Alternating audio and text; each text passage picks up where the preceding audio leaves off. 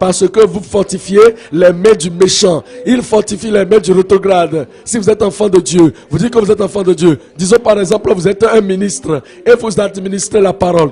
Vous faites que le rétrograde est content. Il sourit, il rit, il est content. Et vous dit, hey, vas-y, ça c'est très bon. Je suis d'accord avec toi. Le rétrograde, c'est ce qu'il dit. Et les justes sont affligés. Les rétrogrades ne peuvent pas se séparer de leur péché et se libérer de leur mal. Parce que vous aussi, vous êtes un ministre rétrograde. Et vous faites que le rétrograde est content. Vous faites que le péché est content. Et vous détournez la parole de Dieu. Vous transformez la parole de Dieu. Voilà les prédicateurs modernes. C'est ce qu'ils font. Ils étendent la main vers le méchant. Et ils ont fait que le méchant ne se détourne pas de ses mauvaises voies. Pour l'empêcher de quitter sa mauvaise voie et pour le faire vivre. Et vous voyez tout ce qu'ils font dans l'église. Vous allez penser également à la cellule biblique, à la cellule de soins de maison. Ceux qui ne sont pas de nouveau là-bas, lorsque vous prêchez, qui vous écoutent, les rétrogrades, est-ce qu'ils vous félicitent? Est-ce qu'ils sont contents avec vous? Est-ce qu'ils disent, oh merveilleux, tu n'es pas comme tel qui est toujours là, dit ça, dit ceci. Si vous êtes un dirigeant de zone, vous êtes un pasteur local, vous êtes un pasteur quelque part, qu'est-ce que vous prêchez? Qu'est-ce que vous dites aux personnes, aux gens, les rétrogrades et les pécheurs? Est-ce qu'ils viennent pour vous féliciter, pour vous secouer, pour vous serrer la main?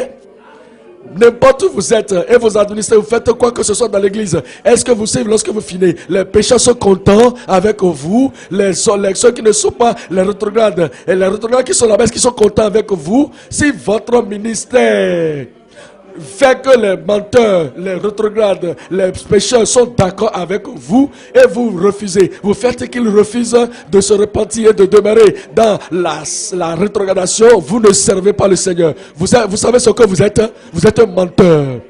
Et vous promettez le mensonge à ceux-là qui vivent dans ce genre de vie. Et ces gens vont recevoir le jugement de Dieu à la fin des temps. Regardez à Jérémie chapitre 23. Jérémie 23, le verset 13. Jérémie 23. Nous lisons le verset 13. Jérémie 23, verset 13. Dans les prophètes et Samarie, j'ai vu de l'extravagance. Ils ont prophétisé pour Baal, pas Baal. Et ils ont égaré mon peuple d'Israël. Ils ont prophétisé avec Baal et ils ont égaré mon peuple d'Israël. Notre ministère ne doit pas faire égarer les gens de la sainteté, égarer loin de la justice, égarer loin de la préparation de la venue de Christ pour la venue de Christ. Si vous prêchez et que les gens ne voient rien dans votre prédication ou dans votre service qui va les faire préparer pour la venue de Dieu, la venue de Christ, vous ne servez pas le Seigneur correctement. Il dit au verset 14. Mais dans les prophètes de Jérusalem, j'ai vu des choses horribles. Ils sont adultères. Ils marchent dans le mensonge. Ils fortifient les mains des méchants, afin qu'aucun ne revienne de sa méchanceté. Ils sont tous à mes yeux comme Sodome, et les habitants de Jérusalem comme Gomorrhe. C'est pourquoi ainsi ils sont ainsi. Le jugement qui est venu sur Sodome et Gomorrhe descendra également sur ces gens. Ça c'est certain. Ça descendra sur eux. 2 Pierre. 2 Pierre chapitre 2. 2 Pierre chapitre 2. Verset 1. 2 Pierre chapitre 2. 2 Pierre 2 verset 1. 2 Pierre chapitre 2 verset 1. Il parle de ces faux prophètes. Il parle de ces trompeurs. Il parle de ces gens qui n'ont pas la gloire de Dieu à leur cœur. Et ils n'ont pas le souci d'amener les pécheurs loin du péché et les amener dans le Seigneur. Remener les rétrogrades. Ils n'ont pas cela à cœur. Ils ont autre chose qu'ils veulent accomplir. Ils ont un autre agenda. Ils ont un autre objectif. Ces faux prophètes, ils travaillent pour une autre personne. Ils sont des faux ministères, les faux ministres, les faux enseignements, les faux enseignants. Ils sont de faux croyants, de faux croyants, de faux croyants. 2 Pierre 2:1. Il y a eu parmi eux, il y a eu parmi le peuple de faux prophètes. Et il y aura de même parmi vous, de même docteurs, de faux docteurs qui introduiront des sectes pernicieuses. Ils vont le faire secrètement. Ils vont le faire secrètement. Ils vont amener de l'hérésie. Ils vont amener des sectes pernicieuses qui sont différentes de la parole de Dieu et qui renient le Maître qui les a rachetés. Ils rejettent le plan du salut de Dieu. Ils rejettent la voie pour la vie éternelle. Ils rejettent le Seigneur. Ils renient le Seigneur, attirent sur eux-mêmes une ruine soudaine. Plusieurs les suivront dans leur dissolution. Vous allez croire que personne ne va les suivre. Personne ne va les suivre. Non, ce n'est pas vrai. Les gens vont dire, nous connaissons la vérité. Nous savons ce qui est bon. Laissez les faux prophètes prêcher. Laissez les faux docteurs prêcher.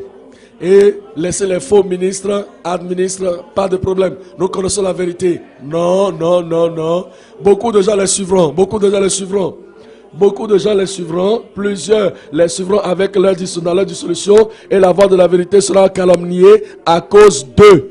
Par cupidité, ils trafiqueront de vous au moyen de paroles trompeuses. Eux que menace depuis longtemps la condamnation et dont la ruine ne sommeille point. Il dit que de telles personnes, finalement, ils vont venir et ils vont venir sous le jugement de Dieu. Et la condamnation va venir sur eux. Vous ne pouvez pas enseigner aux autres ce que vous ne savez pas. Vous ne pouvez pas amener d'autres au ciel. Si vous-même, vous ne pouvez pas aller au ciel. Vous ne pouvez pas détruire la vie des autres et le ciel va vous bâtir. Ça, c'est impossible. Vous ne permettez pas aux autres d'avoir la grâce de Dieu, pas votre enseignement. La grâce là, vous ne l'aurez pas vous-même. Vous ne l'aurez pas. Ça, c'est impossible. Vous amenez de multitudes dans l'enfer et le ciel vous amène vous-même au ciel. Ce n'est pas possible. Si vous êtes évêque ou qui que ce soit que vous soyez, vous vous nommez prophète, vous nommez évêque, ça ne veut rien dire devant le Seigneur. Si vous conduisez les gens en enfer, vous allez les suivre en enfer. Il n'y a rien à faire. Regardez le verset 19. Regardez le verset 19. Ils leur promettent la liberté. Ils leur promettent la liberté. Il dit à tout le monde, soyez libres. La liberté est là. Faites ce que vous voulez. Vous êtes libres. Nous sommes libres en Christ.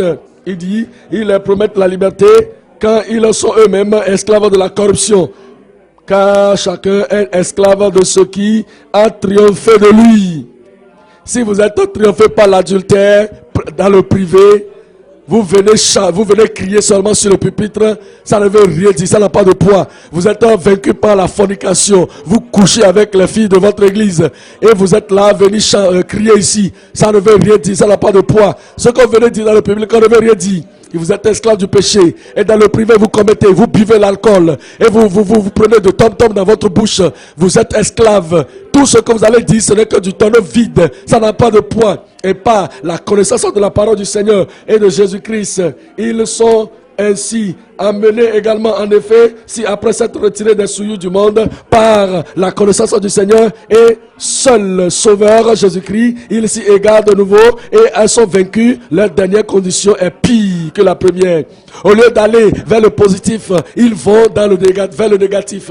Au lieu d'aller de l'avant, ils régressent. Ils perdent la grâce de leur vie.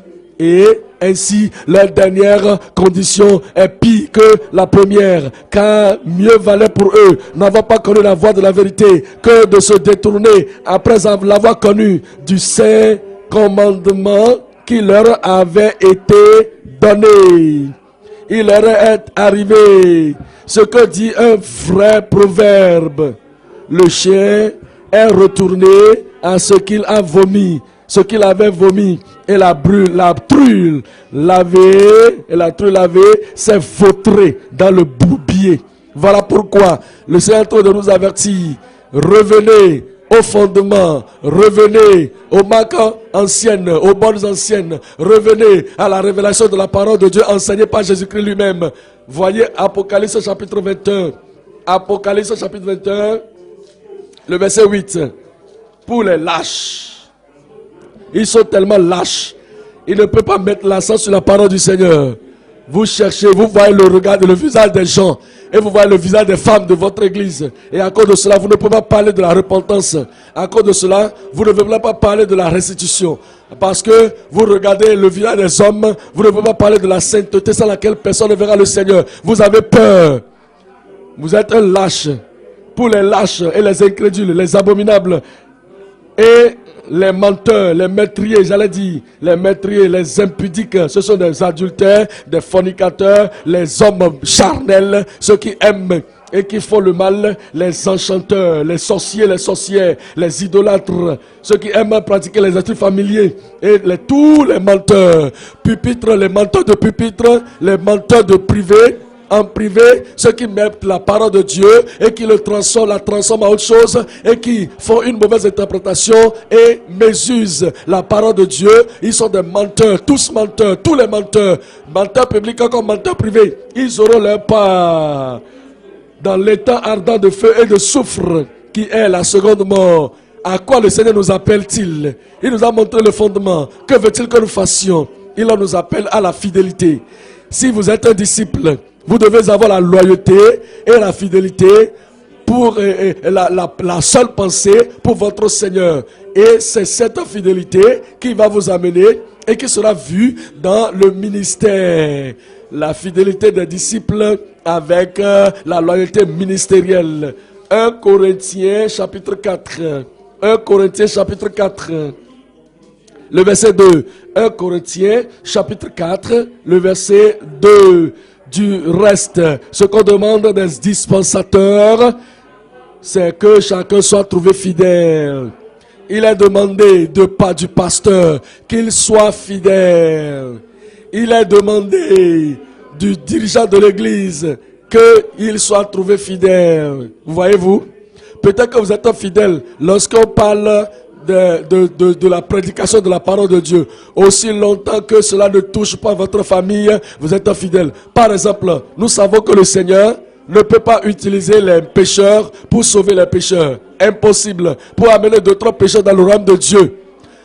Peut-être que vous êtes un pasteur et votre femme est quoi? La coordinatrice des femmes. Mais vous ne pouvez pas être fidèle en ce lieu parce que vous savez que votre femme est là. Et si c'était une autre femme qui était coordinatrice des femmes, vous allez dire, sœur, viens ici, va t'asseoir. Ce que tu fais n'est pas bon, va prier. Parce que vous savez que votre femme est combattante. Votre femme va se mettre en colère. Votre femme va mentir.